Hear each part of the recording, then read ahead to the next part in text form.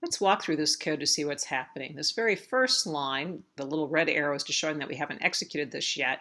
So we hit the forward button, it'll execute that line and then stop before we execute the next line. So what it did in the first line was set x to 0, which is the first element in the range. And then after it executes the second line, we see that y is set to 0 because y is ranging from 0 to 10.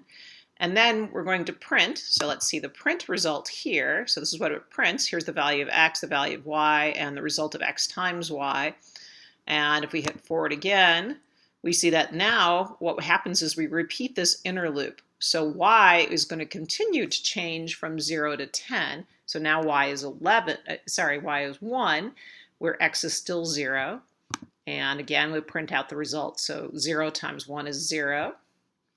If we run it again, we'll see that y is 2, and we'll keep doing this until we get to y is 10. When y is 10, it'll print 0 times 10 is 0. And now notice what happens when we execute this, because y was only going to loop through the range of 0 to 10. So what happens next is this inner loop completes, and we go back to this outer loop. And now x will finally increment. So x now changes to 1, and we'll watch what happens now is that y will be reset back to 0. So now we're going to repeat this inner loop for all the values of y from 0 to 10. And we'll keep doing that. So once we get 10, now finally x will increment again to 2. And it'll do that all the way until we get to the very last part of the loop, where x will be 10, y will be 10, and so the last result printed is 10 times 10, or 100.